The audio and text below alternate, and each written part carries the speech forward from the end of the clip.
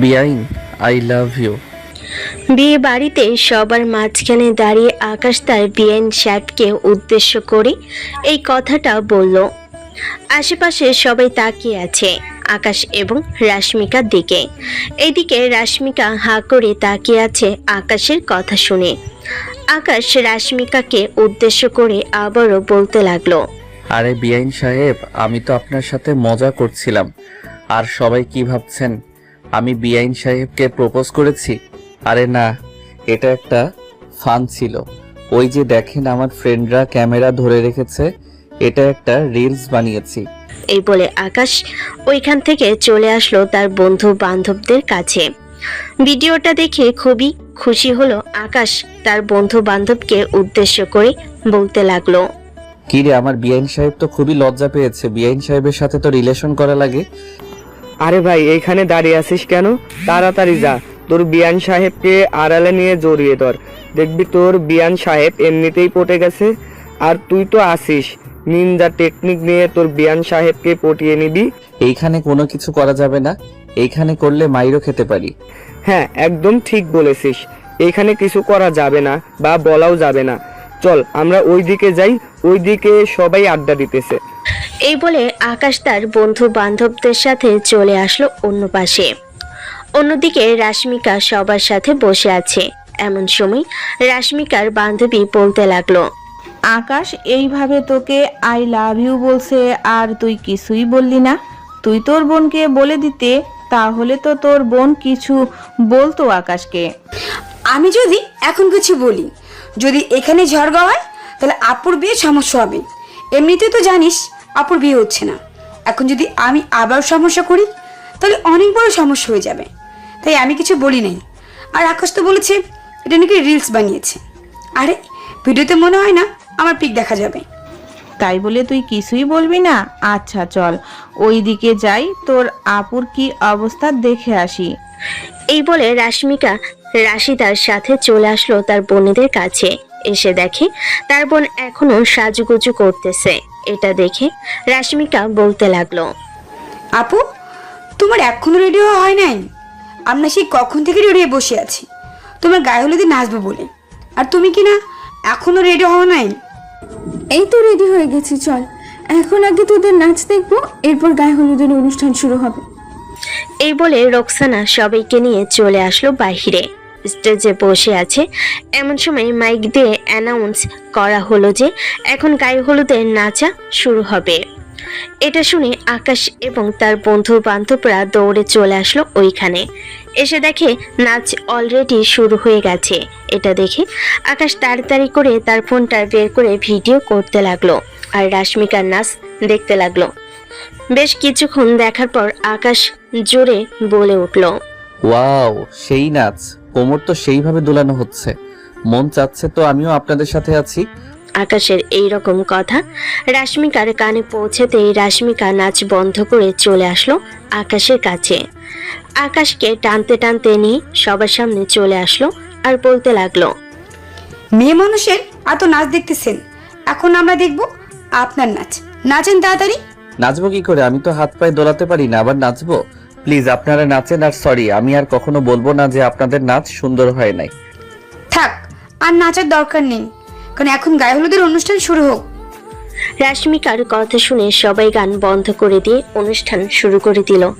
এইদিকে আকাশ একপাশে দাঁড়িয়ে তার বন্ধুদেরকে বলতে লাগলো, তরুণ মেয়েটার গায়ে অনেক তেজ আছে রে, কিছু একটা করে দিব নাকি? বলতেছিস কি? যা তাড়াতাড়ি করে আয়। ওই দেখ কোথায় যেন যাইতেছে, তুই পেছন পেছন যা। ফাঁকা জায়গায় চলে গেলে তখন না হয় আড়ালে গিয়ে কিছু একটা করে দিবি।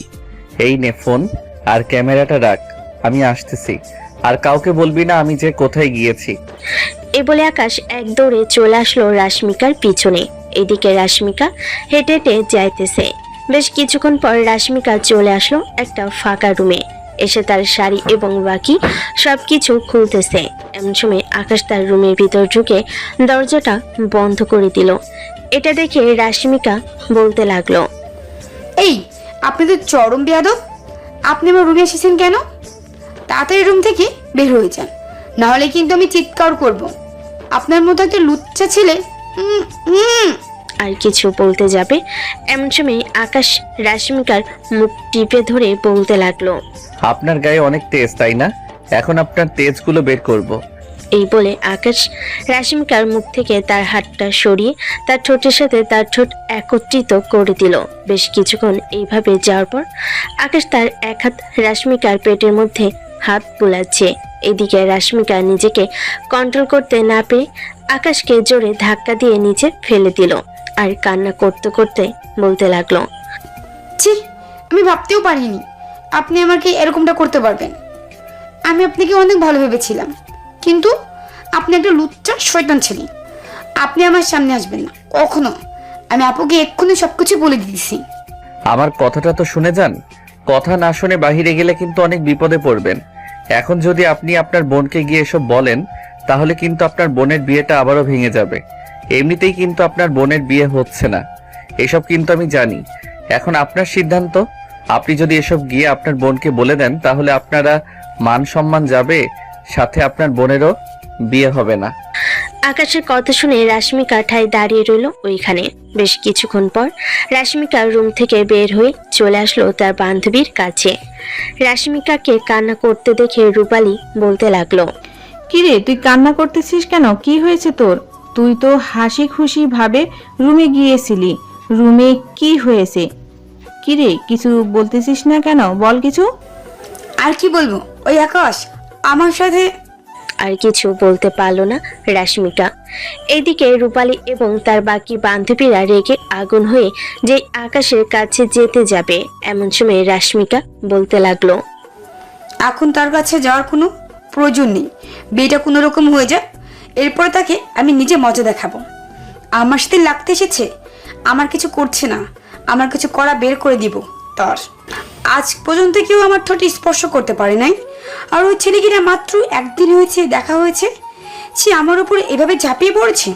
এটার শাস্তি তো আমি তাকে দিবই। এইসব বলতে বলতে রাশ্মিকা চলে আসলো তার বোনের রুমে। এসে দেখে তার বোন তার দুলাভাইয়ের সাথে কথা বলতেছে।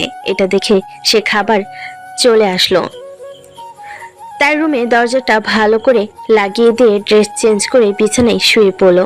অন্যদিকে আকাশ তার বন্ধু বান্ধবদের সাথে দাঁড়িয়ে দাঁড়িয়ে কথা বলতেছে। এমন সময় তরুণ বলতে লাগলো। আকাশ, তুই মেয়েটার কি করেছিস?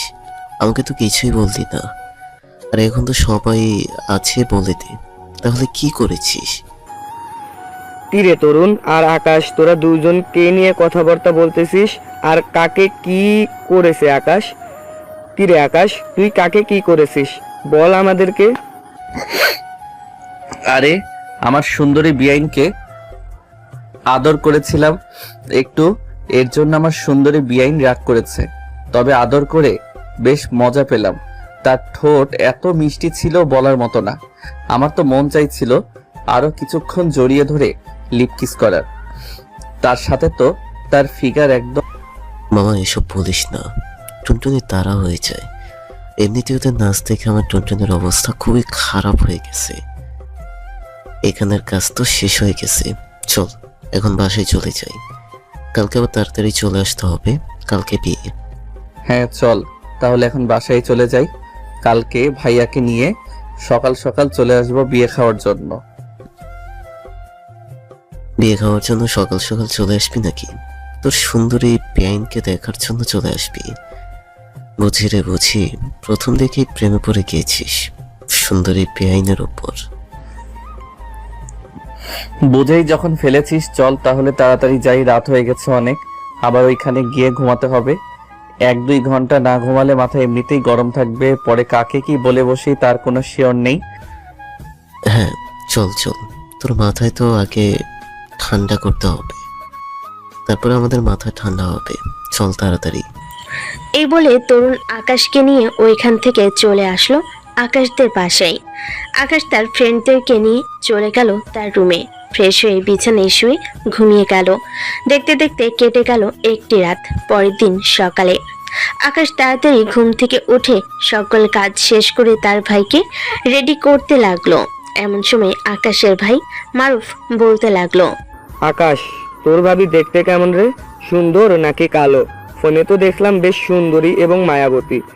হ্যাঁ, ভাইয়া ভাবি অনেক সুন্দরী, খুব মায়াবতী ও তোমার সাথে খুব মানাইছে।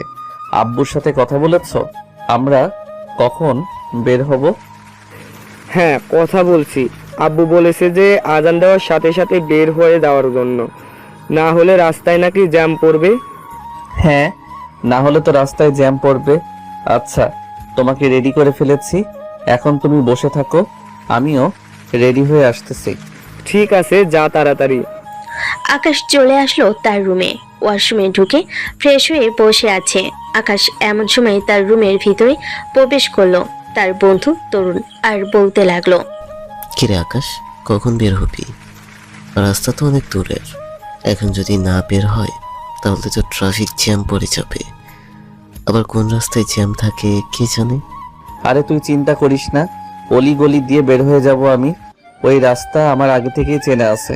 তুই যা ভাইয়া রুমে, আমি জাস্ট জুতাটা পরে আসতেছি, বাকি সবকিছু পড়া হয়ে গেছে। আর তোদেরকে যেটা বলেছিলাম সেটা করে এনেছিস তো? হ্যাঁ, সেইটা করে নিয়েছি। 1 লক্ষ টাকা বানিয়ে নিয়েছি, একদম টাকার মতো। এতেই চলে যাবে, চিন্তা করিস না। ওরা যদি কম চায় তাহলে বেশি বেশি করে দিয়ে দিবি। তরুণ চলে গেল আকাশের ভাইয়ের রুমে। এদিকে আকাশ জুতা পরে চলে আসলো নিচে। এসে দেখে তার আব্বু বসে বসে ফোনে যেন কার সাথে কথা বলতেছে। আকাশকে নামতে দেখে কলটা কেটে দিয়ে বলতে লাগলো, আকাশ, 12টা বেজে গেছে, তুই এক কাজ কর, তোর ভাইকে নিয়ে মেয়েদের বাড়ির খুব কাছের একটা মসজিদে চলে যা। এদিকে সকল মেহমান রওনা দিয়ে দিয়েছে, তারা চলে যাক, এরপর না হয় তোরা নামাজ আদায় করে ওইখানে যাবি। ঠিক আছে আব্বু, আমরা যাইতেছি। আকাশ তার ভাই এবং বন্ধু বান্ধবকে নিয়ে চলে আসলো গাড়িতে। গাড়ি ড্রাইভ করতেছে আকাশ। বেশ কিছুক্ষণ ড্রাইভ করার পর চলে আসলো রাশমিকাদের বাসার কিছুটা দূরে মসজিদের সামনে। সবাই নামাজ আদায় করে চলে আসলো বিয়ে বাড়িতে। গেট আটকে দাঁড়িয়ে আছে আটা ময়দা লাগানো সুন্দরীরা। এইদিকে আকাশ বারবার রাশমিকাকে খুঁজতেছে, কিন্তু তাকে দেখতে পাচ্ছে না। হঠাৎ রাশমিকা একটা মিষ্টি প্লেট আর শরবতের প্লেট নিয়ে আসলো। নিয়ে আসার পর বলতে লাগলো, দুলা ভাই, আমাদেরকে 50,000 টাকা দেন, তাহলে আমরা আপনাকে ভেতরে ঢুকতে দিব এই লেবু শরবত খাইয়ে, সাথে কিন্তু একটা মিষ্টিও ফ্রি দিব। আরে 50,000 কেন? আমাদের কি টাকা আর কম আছে? আপনাদেরকে 60,000 টাকা দিব, তবুও আপনারা ছেড়ে দেন গেট, আমরা ভিতরে চাই। আকাশের কথা শেষ হতে রাশমিকার বান্ধবী রাশমিকার কানে কানে বলতে লাগলো, বান্ধবী, এখানে আমি পুরা গন্ধ পাচ্ছি। নিশ্চয়ই ওই টাকাগুলো জাল টাকা হবে, না হলে তো ওরা 50,000-এর জায়গায় 60,000 টাকা দেওয়ার কথা না, ওরা তো আরো টাকা কমানোর কথা। হ্যাঁ, আমিও। ওকে, কেমন যেন পোড়া গন্ধ পাচ্ছি এখানে। আচ্ছা যাই হোক, টাকাগুলো আগে হাতে নেন, এরপর দেখ টাকাগুলো জাল নাকি জাল টাকা না। আকাশ টাকাগুলো দিয়ে দিতেই টাকাগুলো দেখতে লাগলো ওরা সবাই ভালোভাবে।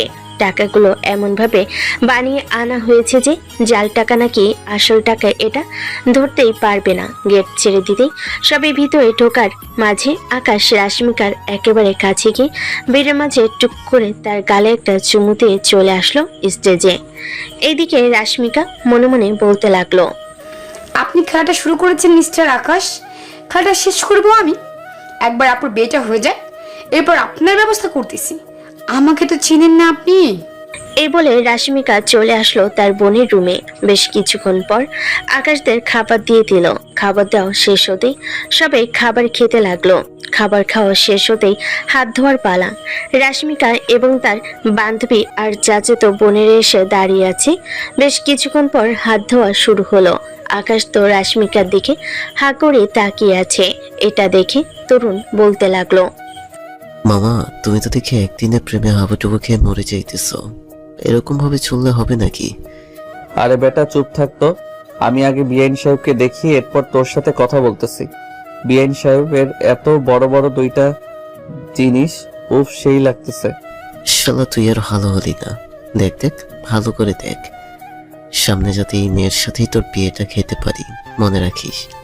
হ্যাঁ, মনে থাকবে মনে থাকবে, চিন্তা করিস না, এই মেয়েকেই বিয়ে করব। রাশমিকা তার দুলাভাইকে হাত ধোয়া শেষ করে চলে গেল ওইখান থেকে। বেশ কিছুক্ষণ পর কাজী সাহেব এসে বিয়েটা পড়িয়ে দিয়ে চলে গেল। দেখতে দেখতে বিকেল 5টা বেজে গেল। সকল নিয়ম কানুন শেষ হওয়ার পর যে চলে যাওয়ার সময় এসেছে, এমন সময় রোকসানা রাশমিকাকে উদ্দেশ্য করে বলতে লাগলো। রশ্মিকা, তুই আমার সাথে চল। যা, তোর ব্যাগপত্র নিয়ে আয়, আমি গুছিয়ে রেখেছি। 2 দিন আমার সাথে থাকবি, পরে তো আবার চলে আসবো। আমার সাথে চলে আসবি। আপু, তোমার সাথে তো উর্মি যাইতেছে, আমার যাওয়ার কোনো দরকার নেই। তোকে আসতে বলছি, তুই আয়। এত কথা বলিস কেন? আকাশ তার ভাবির কথা শুনে তো মহা খুশি। বেশ কিছুক্ষণ পর রাশমিকা চলে আসতেই সবাই গাড়িতে উঠে পড়ল। এদিকে আকাশ ড্রাইভ করতেছে। বেশ কিছুক্ষণ ড্রাইভ করার পর চলে আসলো বাসায়।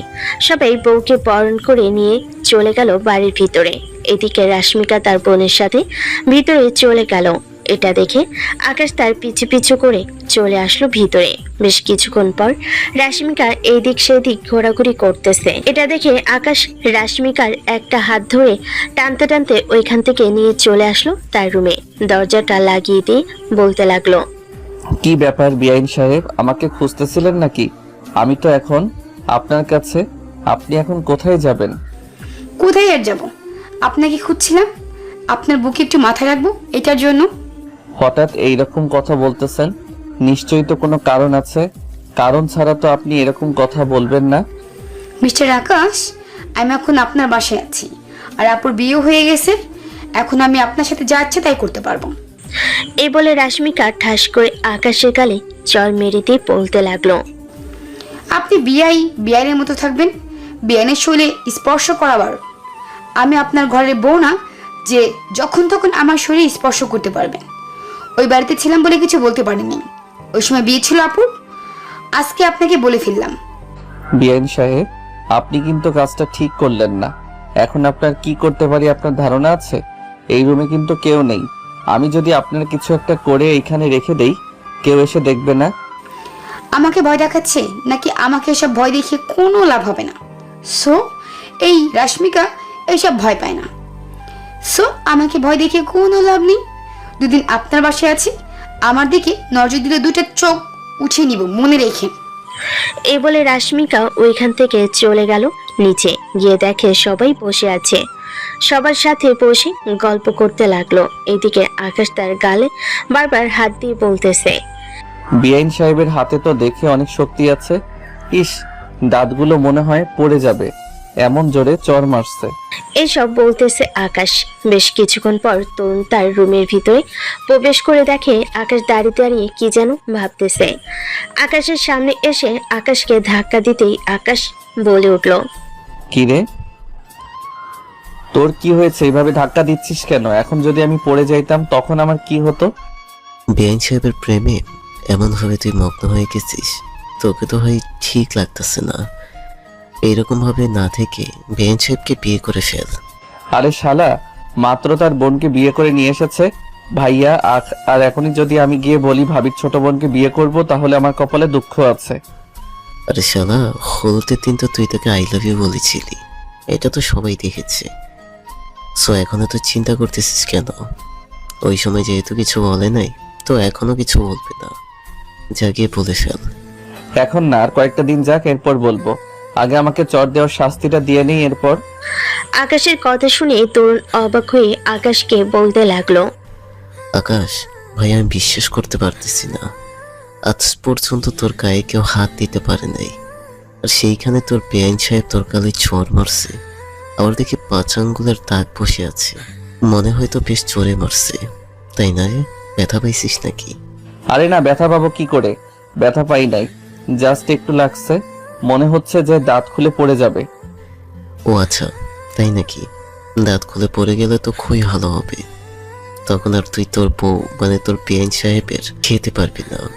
না, খেতে পারলে তো আমাদের জন্য আরো বেশি ভালো হবে। আমাদেরকে একটু দিস, আমরা খেয়ে নিব নে। শালা, তোরা কয়েকদিন ধরে অনেক লুচ্চা হয়ে গেছিস।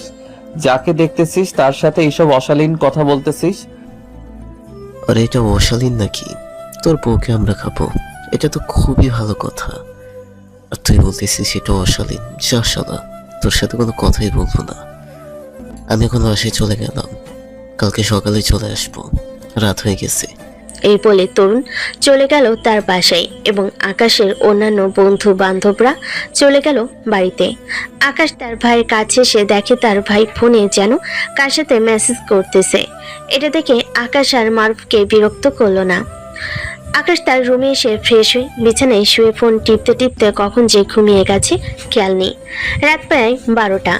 সবাই রুমে গিয়ে ঘুমিয়ে পড়েছে। এখন শুধু রাশ্মিকা বাকি আছে, অন্য কোনো রুম খালি নেই। এটা দেখে আকাশের আম্মু রাশ্মিকাকে উদ্দেশ্য করে বলতে লাগলো, রাশ্মিকা, তোমার যদি কোনো সমস্যা না হয় তাহলে তুমি আকাশের রুমে থাকতে পারো। দেখতেই তো পাচ্ছ বাড়ি ভর্তি মানুষ, সব রুমে 5 থেকে 6 জন করে লোক চলে গেছে। এখন তুমি একা হয়ে গেছো, আর আমরা তো ঘুমাবো না, তাই আমাদের রুমটাও দিয়ে দিয়েছি ওদেরকে। আচ্ছা, আপনি চিন্তা করবেন না, আমার কোনো সমস্যা হবে না, আমি থাকতে পারবো। আপনার রুমটা কোথায় আমাকে একটু দেখিয়ে দেন, আমি চলে যাইতেছি। ওই যে উপরে ডান পাশের রুমটা, ওইটাই হচ্ছে আকাশের রুম, যাও তুমি। রাশ্মিকা নিচ থেকে চলে আসলো আকাশের রুমে। এসে দেখে আকাশ নিশ্চিন্তে ঘুমাচ্ছে। এটা দেখে রাশ্মিকা মনে মনে বলতে লাগলো, আমাকে তো জ্বালিয়েছেন, এখন আমি আপনাকে জ্বালাবো। আজকে সারা রাত আমি আপনার রুমে আসছি, একটু পর পর আপনাকে জ্বালাবো। এই বলে রাশ্মিকা এই দিক সেই দিক তাকিয়ে দেখতে লাগলো ঘরে ফুলের ঝাড়ু আছে নাকি। বেশ কিছুক্ষণ খোঁজাখুঁজি করার পর পেয়ে গেল ঝাড়ুটা। সামান্য ছোট্ট একটা কাঠি ভেঙে নিয়ে চলে আসলো আকাশের সামনে। আকাশের পাশে বসে রাশ্মিকা ওই ফুলের ঝাড়ুর টুকরাটা দিয়ে আকাশের কানে খোঁচা দিতে লাগলো। বেশ কিছুক্ষণ খোঁচা দেওয়ার পর আকাশ বারবার তার কানের কাছে হাত দিতেছে ঘুমের ঘরে। এদিকে রাশ্মিকা মিটমিট করে হাসতেছে আর বলতেছে, এখন কেমন লাগে? আজকে সারা রাত আপনাকে জ্বালাবো, দেখি আপনি আমার জ্বালাতন কতটুকু সহ্য করতে পারেন। দীর্ঘ 2 থেকে 3 ঘন্টা জ্বালানোর পর রাশ্মিকা চলে আসলো সোফায়। একটা কাঁথা নিয়ে ঘুমের দেশে পাড়ি জমালো। রাত প্রায় 3টা। আকাশের ঘুম ভেঙে যেতেই আকাশ ঘুম থেকে উঠে তার দিকে বারবার ঘুরে ঘুরে তাকাচ্ছে, কারণ অনেক সুন্দর একটা ঘ্রাণ আসতেছে। হঠাৎ সোফার দিকে তাকাতেই দেখতে পেল রাশ্মিকা ঘুমাচ্ছে। এটা দেখে আকাশ মনে মনে বলতে লাগলো, ওয়াও, আমি কি স্বপ্ন দেখতেছি নাকি আমি এখনো জেগে আছি? একটা চিমটি কেটে দেখি। আউস, ঠিকই তো, আমি তো স্বপ্ন দেখতেছি না। এই মেয়েটা আমার রুমে ঘুমাচ্ছে, তার মানে অন্যান্য রুমে জায়গা নেই। যাক, ভালো হয়েছে। ঘুমন্ত পরি দেখতে খুবই ভালো লাগে। আর একটু কাছে গিয়ে বসে ঘুমন্ত পরিটাকে দেখি। এ বলে আকাশ চলে আসলো রাশ্মিকার কাছে ফ্লোরে বসে আর রাশ্মিকার মায়াভরা চেহারাটা দেখতে লাগলো। হঠাৎ কখন যে আকাশের হাত রাশ্মিকার ঠোঁটের উপর চলে গেছে সে বুঝতেই পারলো না। হঠাৎ আকাশের স্পর্শে রাশ্মিকার ঘুমটা ভেঙে গেল। আকাশকে নিচে বসে থাকতে দেখে বলতে লাগলো, এই, আপনি এখানে কি করেন? আপনি আপনার বিছানায় গিয়ে ঘুমান, আর আপনি আমার শরীর স্পর্শ করতে চাচ্ছিলেন কেন? আপনাকে না বলেছিলাম আমার শরীর স্পর্শ করবেন না? এত সুন্দর পরীর মতো একটা মেয়ে আমার রুমে ঘুমিয়ে আছে, আমি কি তাকে স্পর্শ না করে থাকতে পারি? বেআইন সাহেব, আপনাকে আমার খুবই ভালো লাগছে। আমি আপনাকে ভালোবেসে ফেলেছি বেআইন সাহেব। আপনার ভালোবাসার গুল্লি মারি। এখন আপনি খাটে গিয়ে ঘুমান, আর ঘুমটা ভেঙে দিয়েছেন। এখন আর ঘুম ধরবে না আমার। শালা, কোথায় দেশে পড়লাম? সবগুলো পাগলের কাণ্ড কারখানা। এই বলে রাশ্মিকা আবারও ঘুমের দেশে পাড়ি জমালো। সকাল 7টা। ঘুম থেকে উঠে ফ্রেশ হয়ে চলে আসলো নিচে। এসে দেখে সবে চা নাস্তা করতেছে। এটা দেখে রাশ্মিকা সোফায় বসে পড়তেই আকাশের আম্মু রাশ্মিকাকে চা দিল। সবাই চা খাচ্ছে এমন সময় আকাশের আম্মু, মারুফের তো বিয়ে দিয়ে দিয়েছি, এখন তো আকাশের বাকি রয়েছে। আমি চাইতেছিলাম যে আকাশকেও খুব শীঘ্রই বিয়েটা দিয়ে দেওয়ার জন্য। মাত্র বড় ছেলের বিয়ে দিয়েছো, কয়টা মাস যাক, এরপর না হয় আকাশের কথা চিন্তা ভাবনা করা যাবে। এখনো যদি এরকম শুরু করো তাহলে তো আর কিছু বলার নেই। ছেলেটা চাকরিও করে না, লেখাপড়া করতেছে। লেখাপড়া করতেছে, করুক, তাতে কি হয়েছে? আমি তো কাজ করতেছি, আর আমাদের অফিস আছে। মারুফ তো কাজ করতেছে, সেও চলে যাবে। সবাই বসে কথা বলতেছে এমন সময় আকাশ সিঁড়ি দিয়ে নামতে নামতে তার আব্বুকে উদ্দেশ্য করে বলতে লাগলো, কি ব্যাপার আব্বু, আমাকে নিয়ে কি কথাবার্তা হচ্ছে এখানে? কি আর কথাবার্তা হবে, তোর বিয়ে নিয়ে আলোচনা করছিলাম, যাতে তোকে খুব তাড়াতাড়ি বিয়েটা দিয়ে দিব। তোর আম্মু বলতেছে আরো একটা মাস যাক, এরপর নাকি তোর বিয়ে দিবে। হ্যাঁ যাক, আর কয়েকটা মাস, এরপর না হয় বিয়ে করা যাবে। আগে তাকে খুব ভালোভাবে জ্বালাতন করে নে, এরপর বিয়ে করব।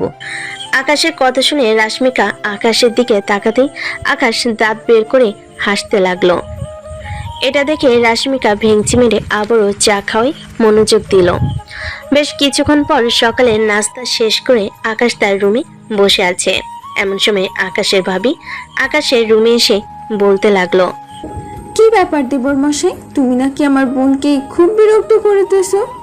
আমার বোন তো আমাকে সব কিছু বলে দিয়েছে। ভাবি, আপনার বোনের সাথে যদি একটু দুষ্টুমি না করতে পারি তাহলে বিয়াই হয়েছে কেন?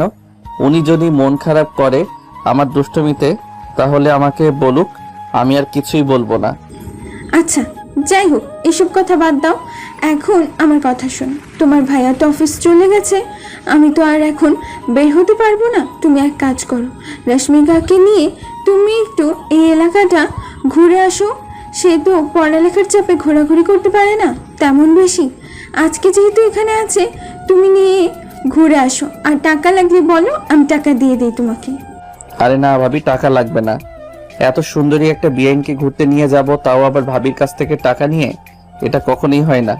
আপনার টাকা দিতে হবে না, আমার কাছে টাকা আছে। তাহলে তুমি রেডি হয়ে নাও, আমি রশ্মিকাকে বলে দিতেছি রেডি হওয়ার জন্য। সারাদিন ঘুরে এরপর বাসায় আসবে, কিন্তু পড়ালেখার চাপে দিন দিন আমার বোনটা শুকিয়ে যাইতেছে।